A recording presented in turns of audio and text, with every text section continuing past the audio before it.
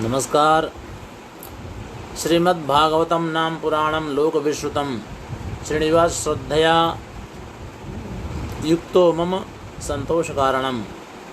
नमस्कार आप सभी लोगों को।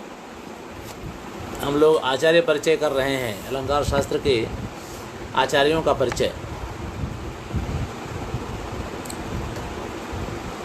इसमें भोजराज का क्रम आया था। भोजराज का परिचय आज हम करने वाले हैं।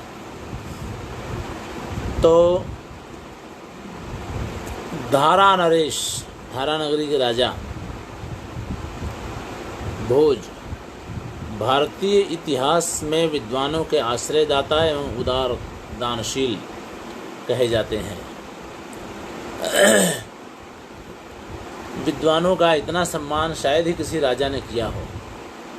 ऐसे ये राजा थे और खुद भी संस्कृत के बड़े पंडित थे, बहुत बड़े विद्वान थे। इनकी पत्नी भी उतनी ही विदुषी थी। वैसे तो अन्य लोगों के साथ भी, हाल के साथ भी ये कथा जुड़ी हुई है, लेकिन इनके साथ भी यह कथा जोड़ के कही जाती है कि एक बार ये अपनी पत्नी के साथ जल क्रीड़ा कर रहे थे। तो अपनी पत्नी के ऊपर पानी ऐसे फेंक रहे थे, उड़ेल रहे थे। वो भी कर रही होंगी, मतलब दोनों नहा रहे थे। तो पत्नी ने कहा मोदकम देहि। तो भोजराज ने उसी पानी में ही, जब वो नहा रहे थे, वहीं पर लड्डू लिया करके, मंगवा करके उनके ऊपर फेंकने लगे। तो पत्नी ने कहा कि ये क्या बात है भाई, हम तो मोदकम देहि कह रहे हैं, यानी माँ उदकम देहि, हम ये कह रहे हैं और आप हमको मोदक दे रहे हैं, हमको हमारे ऊपर मोदक फेंक रहे हैं, लड्डू फेंक रहे हैं। ये क्या बात हुई? पंखा बंद कर दो। तो ये क्या बात हुई? तो इससे उनको बहुत शर्म, कहा कि आपको संस्कृत नहीं आती है, मोदकम दे। अब यहाँ पर पानी में खड़ा होकर के लड्डू कौन खाएगा या कौन लेगा? यहाँ लड्डू फेंकने का क्या औचित्य है? तो इससे वो शर्मिंदा हो गए भोजराज। कहते हैं सरस्वती कंठाभरण उन्होंने इसीलिए लिखा। तो ऐसे धारा नरेश, धारा नगरी के राजा भोजराज थे। कश्मीर के राजा अनंतराज की चर्चा हम अभी कर चुके हैं। भोजराज उन्हीं के समकालीन थे। उस भोजराज अनंतराज, जो राज तरंगिणी के 7वें तरंग में कश्मीर के राजा अनंतराज का वर्णन आया है, और मालवाधीश भोजराज दोनों का समान रूप से विद्वत प्रियता का उल्लेख करते हुए इनका उल्लेख किया गया है। कहते हैं स च भोज नरेन्द्रश्च दानोत्कर्षेण विश्रुतौ सूर्य तस्मिन् क्षणे तुल्यम द्वौ आस्ताम कवि बांधवौ। यानी अनंतराज और भोजराज, ये दोनों ही अपने दान के लिए, दानशीलता के लिए विश्रुत हैं, प्रसिद्ध हैं। ठीक है। इसमें स च का मतलब अनंतराज के लिए इस बात को कहा गया है। स यानी वह अनंतराज और भोजराज। तो अनंतराज का समय 11वीं शताब्दी में होता है, 11वीं शताब्दी था। इसी प्रकार भोजराज का भी समय 11वीं शताब्दी में होना चाहिए। भोजराज के समय का निर्णय करने के लिए इस प्रमाण के अतिरिक्त उनका एक अपना शिला दान पत्र भी है, उन्होंने लिखवाया है, जो संवत 1078 यानी सन 1021 का पाया जाता है। इसमें भोजराज ने गोविंद भट्ट के पुत्र धनपति भट्ट नामक किसी ब्राह्मण को ग्राम दान करने का उल्लेख किया है। उसके अंत में उस दान पत्र की तिथि इस प्रकार दी है। इति संवत 1078 चैत्र सुदी 14 चतुर्दश स्वयं आज्ञा मंगलम महाश्री स्वहस्तोयम भुजदेवस्य। भुजदेव यानी भोजदेव, राजा भोज। इस दान पत्र में अपने उत्तराधिकारी अन्य सब लोगों से प्रार्थना की है कि जो दान दे दिया गया है उसको कोई वापस लेने का यत्न न करे। भोज राजा ने अपने उत्तराधिकारियों यानी अपने बाद आने वाले राजाओं से ये कहा है कि ये जो हमने दान इनको दिया है, इस दान को आप लोग कभी वापस मत लीजिएगा। यही कह रहे हैं, सर्वान एतान भाविना पार्थिवेन्द्रान भूयो भूयो याचते रामभद्रः सामान्योयम धर्म सेतुर्नराणाम काले काले पालनीयो भवद्भिः इति कमलदलाम्बु बिंदुलोलाम श्रियम अनुचित्य मनुष्य जीवितम च सकलमिदम उदाहृतम च बुद्ध्वा न ही पुरुषः परकीर्तयो विलोपनीयाः। ठीक है, इस तरह से उन्होंने ये लिखा है। राजा भोज केवल विद्वानों का आदर करने वाले ही नहीं थे, अपितु स्वयं भी एक महान विद्वान थे और अच्छे साहित्यिक भी थे। अलंकार शास्त्र के विषय में उनके लिखे हुए 2 ग्रंथ मिलते हैं, सरस्वती कंठाभरण और श्रृंगार प्रकाश। सरस्वती कंठाभरण 5 परिच्छेद में विभक्त है। प्रथम परिच्छेद में दोष और गुण का विवेचन है। इसमें इन्होंने पद, वाक्य और वाक्यार्थ तीनों के 16-16 दोष माने हैं और शब्द तथा अर्थ दोनों के 24-24 गुण माने हैं। द्वितीय परिच्छेद में 24 अलंकारों का तथा चतुर्थ परिच्छेद में 24 उभयालंकारों का वर्णन किया है। पंचम परिच्छेद में रस, भाव, पंचसंधि तथा 4 वृत्तियों का वर्णन किया है। इसके ऊपर 14वीं शताब्दी में तिरहुत के राजा राम सिंह देव के आग्रह से महामहोपाध्याय रत्नेश्वर ने रत्न दर्पण नाम की टीका लिखी थी। इस टीका के सहित यह ग्रंथ काव्यमाला सीरीज में निर्णय सागर से प्रकाशित हुआ है, मुंबई से। भोजराज का दूसरा ग्रंथ श्रृंगार प्रकाश है। यह बड़ा विशालकाय ग्रंथ है। इसमें 36 प्रकाश हैं। ग्रंथ हस्तलिखित रूप में पूरा उपलब्ध है, परंतु अभी तक प्रकाशित नहीं हुआ है। इस ग्रंथ पर प्रथम 8 प्रकाशों में शब्द तथा अर्थ विषयक अनेक वैयाकरणों के मत दिए गए हैं। नवम 10 प्रकाशों में गुण तथा दोषों का विवेचन है। 11वें 12वें प्रकाश में महाकाव्य तथा नाटक का वर्णन है। बाकी के 24 प्रकाशों में उदाहरण सहित रसों का विस्तार पूर्वक वर्णन किया गया है। इसमें जैसा कि प्रधान ग्रंथ नाम से ही प्रतीत होता है, श्रृंगार को ही प्रधान रस माना गया है। श्रृंगार वीर करुणाद्भुत रौद्र हास्य विभत्स वत्सल भयानक शांत नामनः आमना शिशिर 10 रसान सुधियो वयम तो श्रृंगारम एव रसनात् रसम आमनामः। किंतु भोजराज का यह श्रृंगार सामान्य श्रृंगार नहीं है। श्रृंगार तो हम जानते हैं, एक नायक नायिका के प्रेम संबंध का वर्णन जहाँ हो वहाँ श्रृंगार रस निष्पन्न होता है। लेकिन इनके श्रृंगार रस में धर्म, अर्थ, काम और मोक्ष 4 पुरुषार्थों का समावेश हो जाता है। मंदार मरंद चंपू में लिखा है, अथ भोज नृपादी नाम मतमत्र प्रकाश्यते रसो वै सह, वेद में आता है। ठीक है, रसो वै सह इति श्रुत्वा रसः एक प्रकृतितः, एक ही रस को बताया गया है रसो वै सह से। अतो रसः स्यात् श्रृंगारः एकः एव इतरे न तु न, यानी एक ही रस होता है और वो है श्रृंगार। दूसरे कोई श्रृंगार, दूसरे रस नहीं होते हैं। धर्मार्थ काम मोक्ष मोक्षाख्य भेदेन स चतुर्विधः, और वह एक श्रृंगार रस धर्म, अर्थ, काम और मोक्ष के भेद से 4 प्रकार का होता है। श्रृंगार प्रकाश अलंकार शास्त्र के ग्रंथों में कदाचित सबसे अधिक विशालकाय ग्रंथ है। भोजराज की इस उत्तम रचना ने साहित्यिक जगत में उनका नाम चिरकाल के लिए अमर कर दिया।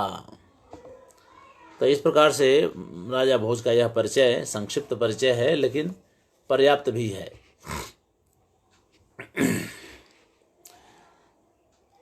अगले आचार्य हैं वे जिनका काव्य प्रकाश हम पढ़े हैं अभी, एक अक्षर, वो हैं काव्य प्रकाशकार मम्मट। अब मम्मटाचार्य के बारे में जैसा कि नाम ही से विदित होता है कि वे कश्मीर निवासी थे। भोजराज के बाद इनका समय आता है। अलंकार साहित्य के निर्माताओं की अब तक की धारा में दंडी, राजशेखर, भोजराज के अतिरिक्त और सभी आचार्य कश्मीर निवासी थे। यानी दंडी, राजशेखर, भोजराज ये 3 आचार्य तो कश्मीर के नहीं हैं, बाकी सभी कश्मीर के हैं। इसी प्रकार ये मम्मटाचार्य भी कश्मीर निवासी हैं। यह बात उनके नाम से ही प्रतीत होती है, परंतु इनके जीवन वृत्तादि का और कुछ अधिक परिचय नहीं मिलता। कश्मीरी पंडितों की परंपरा प्रसिद्धि के अनुसार मम्मट नैषधीय चरित्र के रचयिता महाकवि श्रीहर्ष के मामा माने जाते हैं, किंतु प्रसिद्धि के अनुसार किंतु यह प्रवाद मात्र जान पड़ता है, क्योंकि महाकवि श्रीहर्ष स्वयं कश्मीरी नहीं थे। काव्य प्रकाश की सुधा सागर टीका के निर्माता भीमसेन ने मम्मट के परिचय के रूप में कुछ पद्य लिखे हैं। उनसे यह प्रतीत होता है कि मम्मट कश्मीर देशीय जय्यट के पुत्र थे। उन्होंने वाराणसी में जाकर विद्याध्ययन किया था। पतंजलि प्रणीत महाभाष्य के टीकाकार कैयट तथा यजुर्वेद भाष्यकार उव्वट दोनों मम्मट के छोटे भाई थे। इस भाव का वर्णन भीमसेन ने अपने श्लोक में निम्नांकित प्रकार किया है। शब्द ब्रह्म सनातनम न विदितम शास्त्रैः क्वचित केनचित् तद्देवी ही सरस्वती स्वम अभूत कश्मीर देशे पुमान। तो इस तरह से उनके बारे में आता है। श्रीमद् जयट गेहिनी सुजठराज जन्माप्य युगमानुजः श्रीमन्मम्मट संज्ञया श्रित तनुम सारस्वतीं सूचयन् मर्यादां किल पालयन् शिवपुरीं गत्वा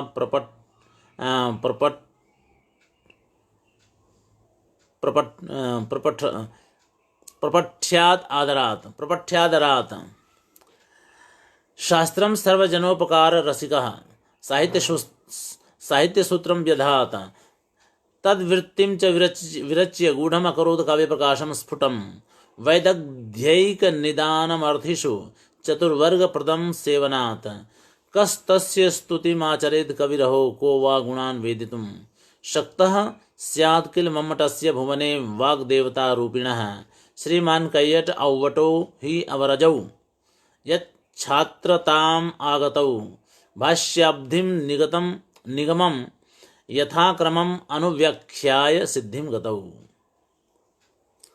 अब इसमें आप देखिए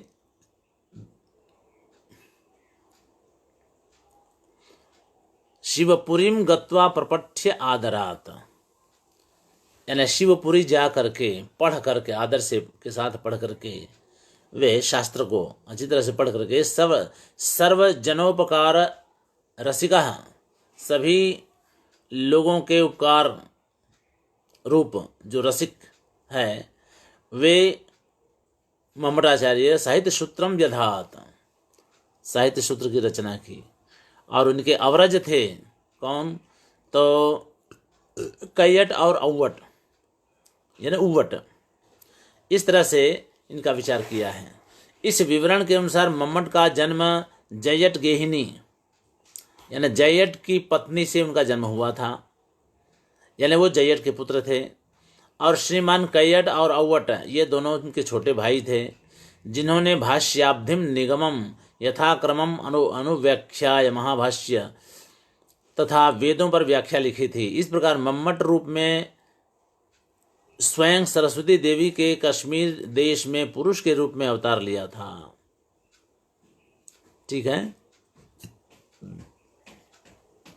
लिखा है ना कि श्रीमन मम्मट संज्ञया, मम्मट के नाम से श्रित तनुम सारस्वतीम।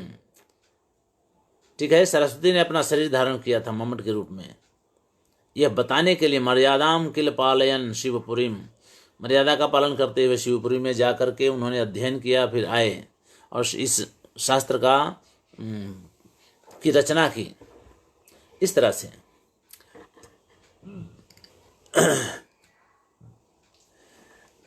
वही कह रहे हैं कि सरस्वती देवी ने कश्मीर देश में पुरुष के रूप में अवतार लिया और साहित्य शास्त्र पर सूत्रों का निर्माण, उस पर स्वयं काव्य प्रकाश वृत्ति की रचना की थी। यह विवरण सुधा सागर कार भीमसेन ने ममटाचार्य के विषय में अपने ग्रंथ में प्रस्तुत किया है, किंतु इसमें दो जो कैयट और अव्वट या उव्वट को मम्मट का छोटा भाई कहा गया है, वह ठीक प्रतीत नहीं होता, क्योंकि उव्वट ने जो वाजस्नेही संहिता भाष्य में उनका परिचय, अपना परिचय जो दिया है वह इस प्रकार है। आनंदपुर वास्तव्य वज्रटाख्यस्य सुनुना मंत्र भाष्यमिदं क्लिप्तम भोजे पृथ्वीं प्रशासति। उव्वट द्वारा स्वयं प्रदत्त इस विवरण के अनुसार उव्वट के पिता का नाम वज्रट था, जयट नहीं, और उनका वेद भाष्य भोजराज के शासनकाल में लिखा गया है, किंतु मम्मट का समय भोजराज के बाद आता है। ठीक है, क्योंकि मम्मट ने स्वयं दशम उल्लास में उदात्त अलंकार के उदाहरण में जो पद्य दिया है, उसमें अंत में भोज नृपते तत् त्याग लीलायितम, वह सब भोजराज के दान का फल है, इस रूप में भोजराज के नाम का उल्लेख किया है। भोजराज का शासनकाल, जैसा कि पहले कहा जा चुका है, 996 ईस्वी सन से 1051 तक माना जाता है। मम्मट उनके उत्तरवर्ती जान पड़ते हैं भोजराज के, किंतु यह कथनचित मम्मट को भोजराज का समकालीन भी मान लिया जाए तो भी उव्वट को उनका अनुज कहना कठिन है।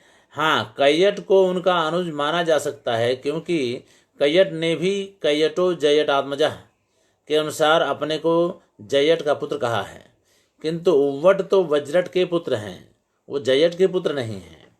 इसलिए उव्वट को मम्मट का अनुज बतलाने वाला भीमसेन का उल्लेख संदिग्ध है। इसके अतिरिक्त शिवपुरीम गत्वा प्रपठ्यादरात लिख करके मम्मट को विद्याध्ययन के लिए कश्मीर से शिवपुरी वाराणसी भेजा है, शिव की नगरी। यह बात भी कुछ युक्ति संगत नहीं लगती। क्यों?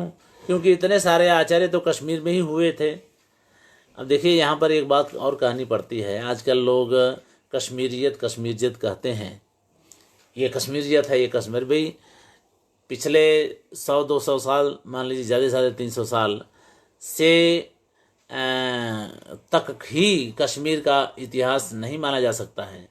आप आनंद वर्धनाचार्य से भी पहले के कितने सारे आचार्य हजारों साल में तक उसका इतिहास फैला हुआ है। केवल अलंकार शास्त्र के आचार्यों का ही, जो कि कश्मीर में ही रह करके, वहाँ के राजाओं के आश्रय में रह करके इन्होंने अलंकार शास्त्र का इतना विकास किया। और आजकल जब राजनीति की बातें होती हैं तो इतना ही कुछ ही 100 वर्षों तक जा कर के वही कश्मीरियत है कहा जाता है। ये थोड़ा इस पर विचार करने की आवश्यकता है। तो अब देखिए कि इसके अतिरिक्त हाँ, अब वो मम्मटाचार्य बनारस जाएं और वहाँ जाकर के अध्ययन करें, इसकी कोई आवश्यकता नहीं थी। लेकिन अब वहाँ लिखा तो है, उन्होंने लिख दिया है तो हम पढ़ रहे हैं। ठीक है, साहित्य शास्त्र की दृष्टि से काशी का कोई विशेष महत्व नहीं। आप जानते हैं ना, काशी को व्याकरण के अध्ययन के लिए अच्छा केंद्र माना जाता है,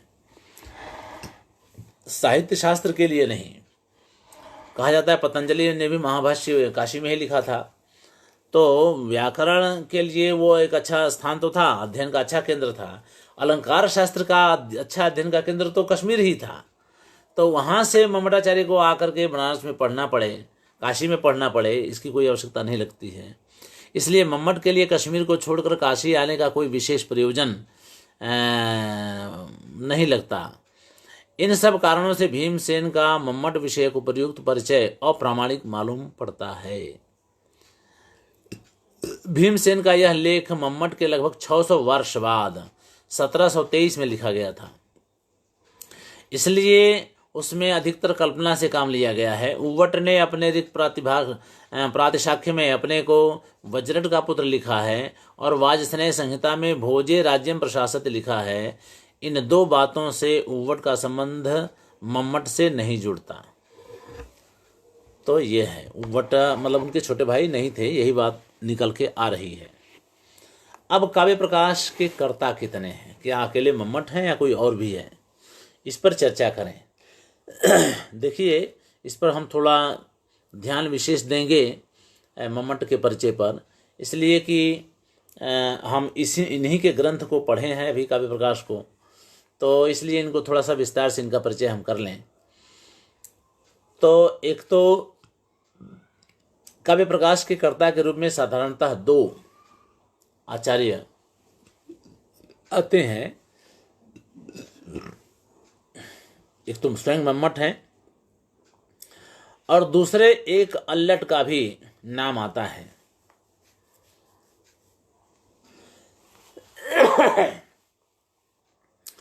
कह रहे हैं कि इसमें मम्मट के अतिरिक्त कश्मीर के दूसरे विद्वान अल्लट का भी सहयोग है। वह सहयोग कितने अंश में है, इस विषय में कुछ मतभेद पाया जाता है, किंतु काव्य प्रकाश केवल अकेले मम्मट की रचना नहीं है, उसकी रचना में अल्लट का भी हाथ है, इस विषय में मतभेद नहीं है। ये तो कह भी दिया गया है। अधिकांश टीकाकार इस बात में एक मत हैं। काव्य प्रकाश के अंत में एक श्लोक निम्नांकित प्रकार दिया गया है। अब जानते हैं अंत में यही आया है, तेष मार्गो विदुषाम भिन्नोपि अभिन्न रूप प्रतिभासते यत न तद विचित्रम यदमुत्र सम्यक विनिर्मिता संघटनैव हेतु। रचना इस प्रकार की गई है कि दोनों अभिन्न लगते हैं लेकिन हैं अलग अलग, क्योंकि भिन्न कर्तृक हैं।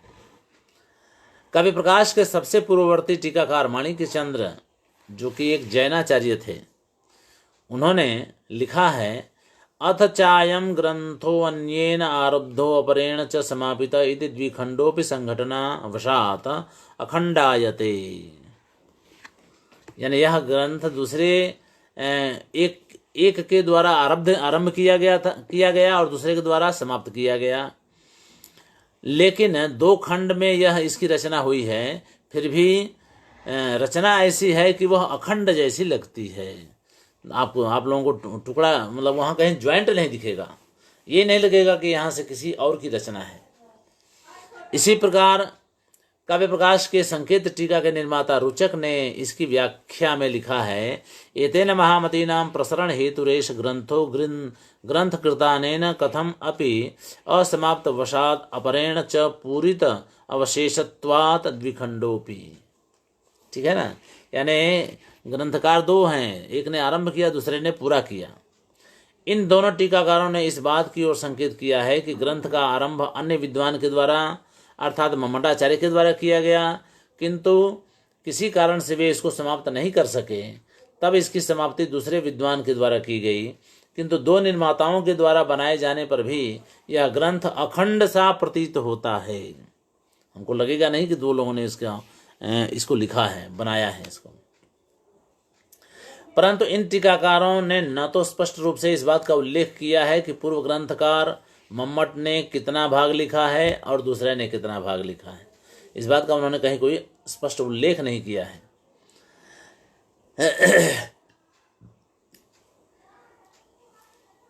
तो इन दोनों बातों का उल्लेख स्पष्ट रूप से पहले काव्य प्रकाश निदर्शना नामक टीका के निर्माता राजानक आनंद ने निम्नलिखित प्रकार किया है,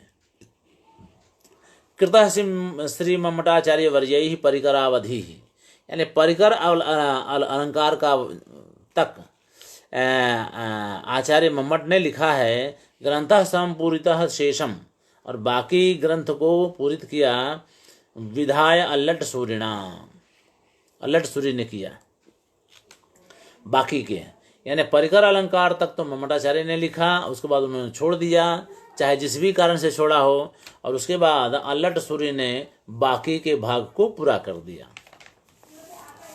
इस श्लोक से यह स्पष्ट हो जाता है कि मम्मटाचार्य ने परिकर अलंकार पर्यंत काव्य प्रकाश की रचना की थी।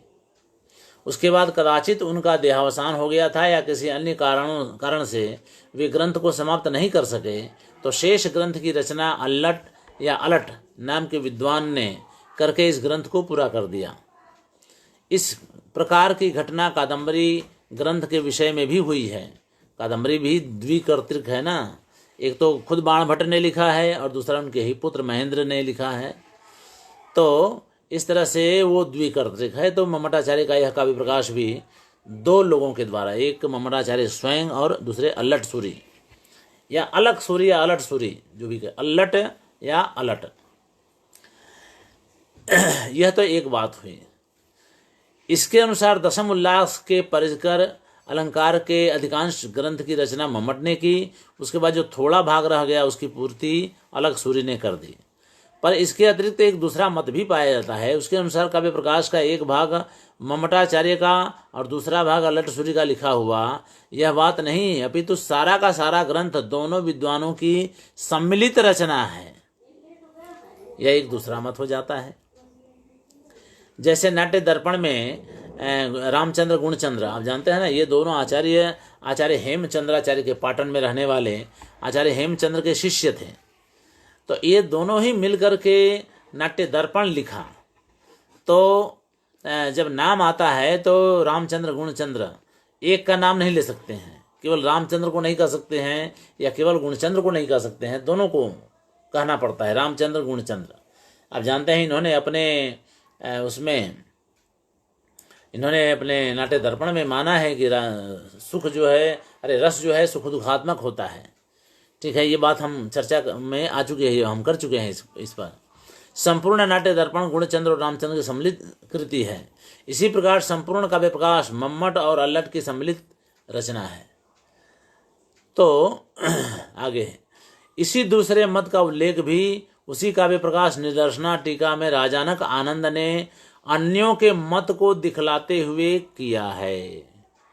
कहने का अन्यना भी उत्तम, दूसरों ने भी कहा है। काव्य प्रकाश दशकेपि निबंध कृतभ्याम द्वाभ्याम कृतेपि कृतिनाम रसवत्व लाभ। श्री भंडारकर ने संवत 1215 में लिखी गई काव्य प्रकाश की एक पांडुलिपि के अंत में पुष्पिका में इति राजानक मम्मटालकयोः इस प्रकार का लेख पाया है। इसमें भी संपूर्ण काव्य प्रकाश मम्मट तथा अल्लट दोनों की रचना मानी गई है। अमरुक शतक की टीका में उसके निर्माता अर्जुन वर्मदेव ने भी इसी मत की पुष्टि की है। उन्होंने भवतु विदितम इत्यादि श्लोक की व्याख्या में पृष्ठ 29 पर यथोदाहृतम दोष निर्णय मम्मटालकाभ्याम प्रसादे वर्तस्व इत्यादि, इससे स्पष्ट होता है कि वे न केवल परिकरालंकार के बाद वाले भाग के ही रचयिता हैं, अपितु सप्तम उल्लास को भी अर्थात सारे ग्रंथ को दोनों ने मिलकर के लिखा है। ठीक है। अमरुक शतक के टीकाकार अर्जुन वर्मदेव ने एक जगह और इसी बात का उल्लेख किया है। लीला तामरसाहत आदि अमरुक शतक का बड़ा सुंदर श्लोक है, उसमें आता है। काव्य प्रकाश में इसका उदाहरण दिया गया है। इसमें वायु पद आया है। काव्य प्रकाश ने उस वायु पद को जुगुप्सा व्यंजक अश्लीलता का उदाहरण मानकर इस श्लोक को अश्लीलता के उदाहरण में प्रस्तुत किया। वायु आता है ना, वायु जो है जब शरीर से वायु निकलती है गैस वगैरह, उसके अर्थ में उसको ले करके वायु को मम्मटाचार्य ने उसको अश्लीलता का दोष माना है। ठीक है। तो इस पर टिप्पणी करते हुए अर्जुन वर्मदेव ने लिखा है, अत्र केचित वायु पदेन जुगुप्साश्लीलम इति दोषम आचक्षते।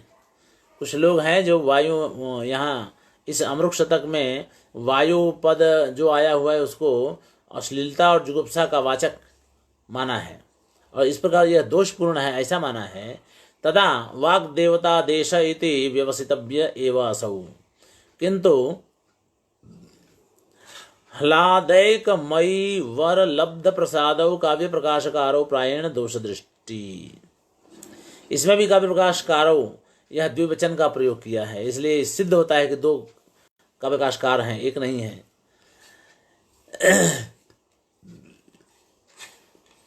अमरुक शतक के टीकाकार अर्जुन वर्मदेव मालवाधीश और धारा नगरी के राजा भोजराज, जिनका उल्लेख पहले किया जा चुका है, उनके वंशधर थे।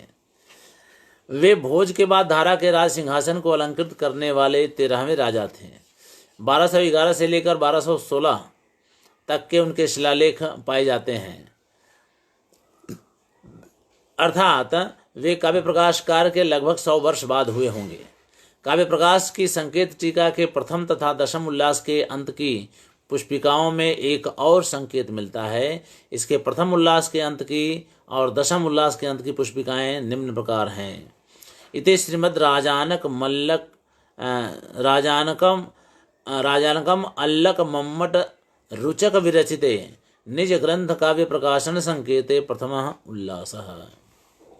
इसमें काव्य प्रकाश के निर्माता के रूप में राजानक, मल्ल यानी अल्लक, मल्ल और मम्मट और रुचक ये 3 नाम आते हैं। इसी प्रकार दशम उल्लास की पुष्पिका में फिर राजानक, मम्मट, अल्लक, रुचका नाम, इन्हीं 3 नामों का उल्लेख किया गया है।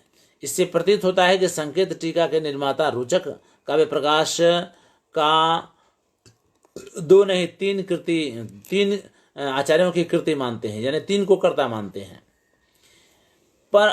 पर ये बात है नहीं, ऐसा है नहीं। रुचक ने इस स्थल पर काव्य प्रकाश मूल ग्रंथ के साथ अपने संकेत टीका को भी सम्मिलित करके पुष्पिकाएं दी हैं। इसलिए काव्य प्रकाश के मम्मट तथा अलख निर्माताओं के साथ टीकाकार के रूप में अपने नाम का भी समावेश कर लिया है, यानी वो अपने टीकाकार ही हैं, वो कर्ता नहीं है, इस प्रकार दिया है। यह ग्रंथकार जिस ग्रंथ की पुष्पिका लिख रहे हैं वह ग्रंथ काव्य प्रकाश ग्रंथ नहीं अपितु काव्य प्रकाश संकेत ग्रंथ है, जो टीका के रूप में है। उसके 3 रचयिता हो जाते हैं, काव्य प्रकाश के ही नहीं। इसलिए काव्य प्रकाश के विषय में युग्म कर्तृत्व वाला सिद्धांत प्रायः सर्वसम्मत है। ठीक है। अब एक दूसरी चर्चा इसके बारे में आती है कि इसमें 3 भाग हैं। एक तो कारिका, दूसरा उसकी वृत्ति और तीसरा उदाहरण। एक मत ऐसा है कि लोग कहते हैं कि भाई जो कारिका का भाग है वह मम्मटा भरत के नाट्यशास्त्र से लिया है, मम्मटाचार्य ने, उन्होंने केवल वृत्ति ही लिखी है। ठीक है, इसकी भी चर्चा होगी। लेकिन अब देखें, काव्य प्रकाश के युग्म कर्तृत्व के सिद्धांत को 2 पक्ष हमने ऊपर दिखलाए। इसमें से एक पक्ष के अनुसार काव्य प्रकाश का प्रारंभ से लेकर परिकरा अलंकार तक मम्मटाचार्य करता है और शेष भाग के कर्ता अल्लठ हैं या अलग सूरी हैं। दूसरे मत के अनुसार सारा का सारा काव्य प्रकाश मम्मट तथा अलग सूरी का सम्मिलित रचना है। अब आगे इस प्रकार काव्य प्रकाश के युग्म कर्तृत्व विषय के 2 सिद्धांत बनते हैं।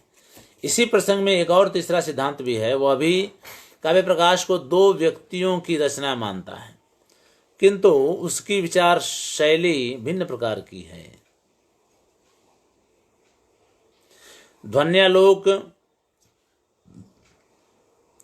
व्यक्ति विवेक आदि अन्य सभी ग्रंथों के समान काव्य प्रकाश में भी 3 भाग होते हैं, कारिका, वृत्ति और उदाहरण। काव्य प्रकाश के उदाहरण सब विभिन्न प्रसिद्ध काव्यों से लिए गए हैं, इसलिए उनके कर्तृत्व के विषय में कोई विवाद नहीं है। किंतु कारिका भाग और वृत्ति भाग की रचना के विषय में 2 प्रकार के मतभेद पाए जाते हैं। कुछ लोग इन दोनों भागों के कर्ता अलग अलग मानते हैं। उनके मतानुसार कारिका भाग के निर्माता भरत मुनि हैं और वृत्ति भाग के निर्माता मम्मटाचार्य हैं। दूसरे लोग कारिका भाग तथा वृत्ति भाग दोनों का निर्माता एक ही मम्मटाचार्य को मानते हैं। 2 भाग हो गए। अब पूर्व पक्ष के रूप में जो लोग कारिका और वृत्ति दोनों को अलग अलग कर्ता वाला मानते हैं, उनके पूर्व पक्ष की बात मतलब करें तो कारिका भाग तथा वृत्ति भाग दोनों के निर्माता अलग अलग हैं। इस सिद्धांत का उदय बंग देश में हुआ। साहित्य कौमुदीकार विद्याभूषण तथा काव्य प्रकाश की आदर्श टीका के निर्माता महेश्वर, इन 2 आचार्यों ने काव्य प्रकाश की कारिका भाग का निर्माता भरत मुनि को माना है। विद्याभूषण ने साहित्य कौमुदी में 2 बार इस बात का उल्लेख किया है, जो निम्न प्रकार है। मम्मटादि उक्तिमाश्रित्य मिताम साहित्य कौमुदीम वृत्तिम भरत सूत्राणाम श्री विद्याभूषणों व्यधात। ठीक है, भरत सूत्रों की वृत्ति जो कि साहित्य कौमुदी के रूप में थी, मम्मट आदि ने इस पर लिखा है, वही कह रहे हैं। इसमें विद्याभूषण ने काव्य प्रकाश के सूत्रों का भरत सूत्र कहा है। दूसरी जगह उन्होंने फिर लिखा, सूत्राणाम भरत मुनीश वर्णिता नाम वृत्ति नाम मित वपुषाम कृतौ ममास्याम। इन लेखों से विदित होता है कि साहित्य कौमुदी का विद्याभूषण के मत में काव्य प्रकाश के सूत्र भरत मुनि विरचित हैं। इसी प्रकार आदर्श व्याख्या के निर्माता महेश्वर ने काव्य प्रकाश के सूत्रों का भरत निर्मित तथा वृत्ति भाग को मम्मटाचार्य कृत माना है। इसके विपरीत जयराम ने अपनी तिलक नामक काव्य प्रकाश की टीका में इस मत का खंडन किया है। उन्होंने पहले पूर्व पक्ष के रूप में सूत्रों को भरत कृत मानने वालों का पक्ष रखा है, फिर उसका खंडन कर सूत्र तथा वृत्ति दोनों भागों का निर्माता मम्मट को ही सिद्ध किया है। भरत काव्य प्रकाश के सूत्र भाग को भरत मुनि कृत मानने वाले लोग अपने पक्ष के समर्थन में निम्न 3 युक्तियां देते हैं। 3 युक्ति है। एक, उनकी पहली युक्ति यह है कि काव्य प्रकाश के निरूपण में रस निरूपण के विषय में जो सूत्र आए हैं वे स्पष्ट रूप से भरत मुनि के हैं। विभावानुभाव व्यभिचारी संयोगात रस निष्पत्ति ही, ठीक है, यह स्पष्ट ही भरत सूत्र है। इसके अतिरिक्त श्रृंगार, हास्य, करुण, रौद्र, वीर, भयानका इत्यादि सूत्र जिनमें रसों के नाम गिनाए गए हैं। रतिर, हासश्च, शोकश्च इत्यादि सूत्र में स्थायी भावों के नाम गिनाए गए हैं। और निर्वेद, ग्लानि, शंका इत्यादि सूत्रों से व्यभिचारी भावों की परिगणना की गई है। ये सब भरत मुनि के सूत्र हैं।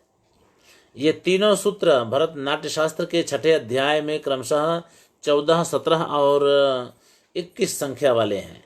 भेदवादियों की दूसरी युक्ति, दूसरे लोग क्या कहते हैं, दूसरी युक्ति क्या देते हैं, तो कहते हैं काव्य प्रकाश की प्रथम कारिका की वृत्ति आरंभ करते समय ग्रंथकार ने लिखा है, ग्रंथारंभे विघ्न विघाताय समुचित इष्ट देवताम ग्रंथकृत परामृशति। अब इसमें परामृशति जो लिखा वो तो अन्य पुरुष एक वचन का है, तो अगर मम्मटाचार्य स्वयं लिखते तो अपने लिए अन्य पुरुष का प्रयोग नहीं करते, उत्तम पुरुष का प्रयोग करते। इसी को आधार बना करके कहा है, क्योंकि अगर वो कारिका दूसरे की है इसलिए मम्मटाचार्य ने परामृशति शब्द का प्रयोग किया, नहीं तो परामृशा में बोलते। तो ऐसा नहीं लिख करके ग्रंथकार ने परामृशति लिखा है। इससे यह सिद्ध होता है कि कारिका भाग किसी और की रचना है और वो भरत मुनि ही है, क्योंकि देखा गया है। तो ये बात हुई। तीसरी युक्ति वो बताते हैं कि 10वें उल्लास में रूपक के निरूपण में समस्त वस्तु विषयम श्रौता आरोपिता यदा यह सूत्र दिया गया है। इस सूत्र की व्याख्या में मम्मट ने लिखा है बहुवचनम अविवक्षितम, यानी यहाँ पर बहुवचन अविवक्षित है। तो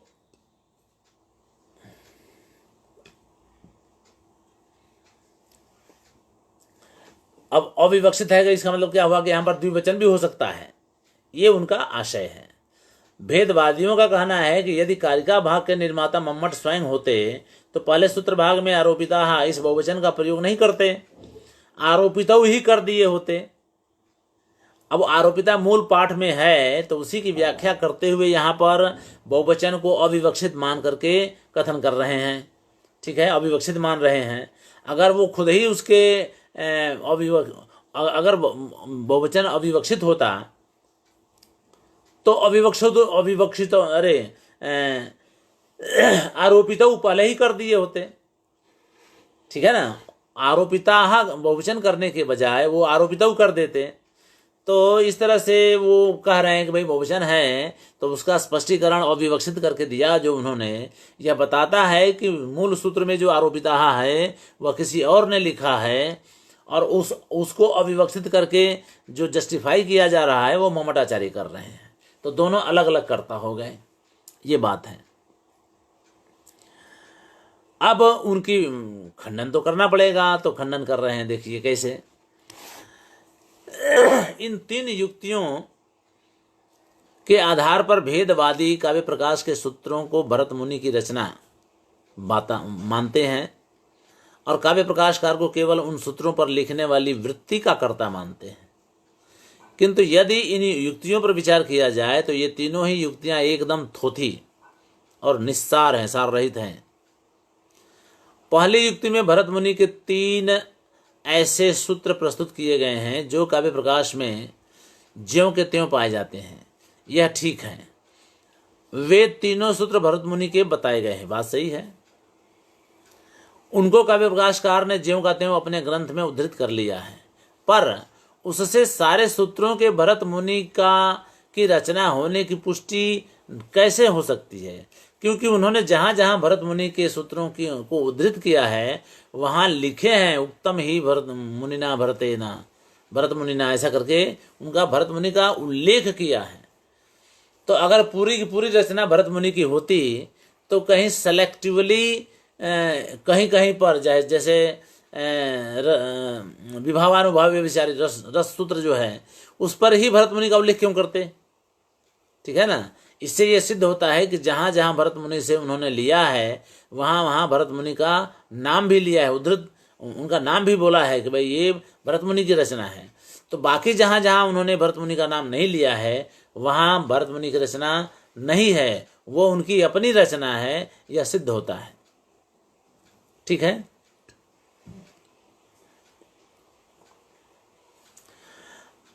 अगर ये कोई कल्पना करे कि किसी अन्य ग्रंथ से लिया होगा तो ये बात भी नहीं बैठती है, क्योंकि भरत मुनि का कोई दूसरा ग्रंथ मिलता ही नहीं है।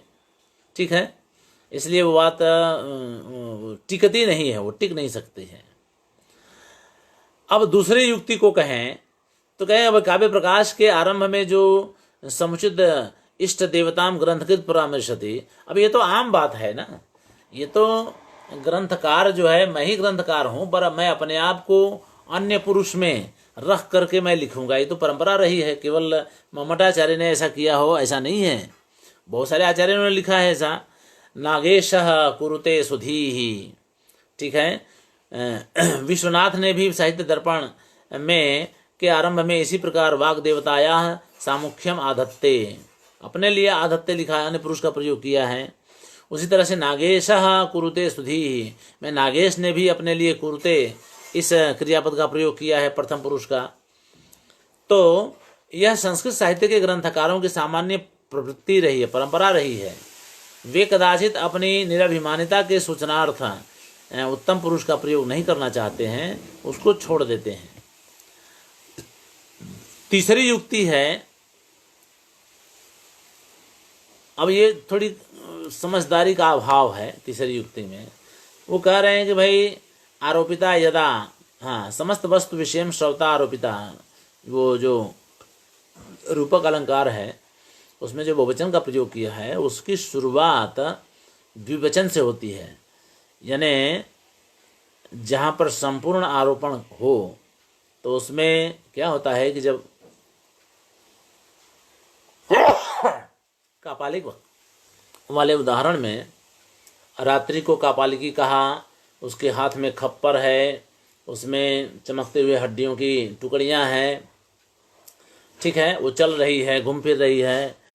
तो जहाँ एक मुख्य जो है उपमेय, उसके ऊपर उपमान का जब आरोप किया जा रहा है तो उसके साथ साथ अन्य चीज़ों का भी, जैसे उसके अंग प्रत्यंग, उसके रंग या उसके हाथ में रही हुई खोपड़ी, उसका भी आरोप चंद्रमा के साथ, यानी कापालिकी को रात्रि बना दिया, उसके हाथ में रहे हुए खोपड़ी चंद्रमा हो गई, उसमें रहे हुए जो आकाश वगैरह हैं, आकाश में जो तारे हैं वो हड्डियों के टुकड़े हैं, इन सब का आरोप किया गया है। ठीक है। अब ऐसी स्थिति में बहुत सारे हो गए, तो समस्त वस्तु विषय की शुरुआत 2 से होती है, यानी एक से अधिक, अगर कम से कम 2 भी का आरोप कर देते हैं एक आदमी से जुड़ा हुआ, जैसे ये कापालिकी है तो इससे कापालिकी स्वयं तो रात्रि के रूप में हो गई, तो कापालिकी पर रात्रि का आरोप कर लिया, उसके साथ साथ इसकी खोपड़ी पर चंद्रमा का, उसमें रहे हुए हड्डी के टुकड़ों पर वो तारों का आरोप कर लिया। इतने सारे बहुत सारी चीज़ें हो गई, लेकिन 2 का भी अगर उल्लेख हुआ हो तो भी समस्त वस्तु विषयम श्रवता आरोपिता कहा जा सकता है, यानी उसकी शुरुआत द्विवचन से होती है। तो आचार्य ने इसीलिए अविवक्षित कहा कि यहाँ द्विवचन से भी शुरुआत कर दो। तो तब आप कहेंगे कि द्विवचन का ही प्रयोग क्यों नहीं कर दिया? तो जवाब ये है कि अगर द्विवचन का प्रयोग करते तो वह केवल द्विवचन का वाचक हो जाता, यानी केवल दो में ही, दो आरोप करने पर ही समस्त वस्तु विषयक आरोपिता हो जाता, तो वो भी ठीक नहीं था। तो पहले ही बहुवचन का प्रयोग इसलिए कर दिया, तो उससे जो है अविवक्षित कह दिया तो द्विवचन का भी समावेश हो जाता है। ये कहना है कि भाई दो का भी हो तो समस्त वस्तु विषयम श्रौता आरोपिता ये कहा जाता है, ये कहा जा सकता है। ठीक है, बाकी तो भाई बहुत सारी चीज़ें होनी चाहिए, तो दो से अधिक भी हो सकती है, दो भी हो सकती है, दो से अधिक भी हो सकते हैं, 3 4 5 चाहे जितना लगाना हो लगाएं। तो वही उस वाले उदाहरण में जिसमें कापालिकी रात्रि के रूप में है, तो वहाँ पर बहुत सारी चीज़ें आई हुई हैं, तो बहुवचन तो है वहाँ पर, लेकिन शुरुआत आप द्विवचन से भी कर सकते हैं। यानी दो पर भी आरोप अगर करते हैं, मुख्य और उसके साथ जुड़े हुए दूसरे किसी एक अंग को भी ले सकते हैं, लेकर के उसका रूपक अलंकार बनाते हैं, तो समस्त वस्तु विषयम श्रौता आरोपिता यह बात घटित हो सकती है, ये कहना है। तो इसीलिए उन्होंने अविवक्षित कहा। तो इसमें समझदारी की कमी है। इसके आधार पर यह नहीं कहा जा सकता है कि, अब उन्होंने ये कहा, एक्चुअली आरोप करने वाले ने, कि वो भरत मुनि ने सूत्र में आरोपिता बहुवचन किया है, तो इन्होंने अविवक्षितम करके अपने आप को अलग, वृत्ति को अलग करके अलग कर्तृक मान लिया। ये बात नहीं है, दोनों के कर्ता एक ही हैं और मम्मट ही हैं, दूसरे नहीं हैं। ठीक है, चलें आगे।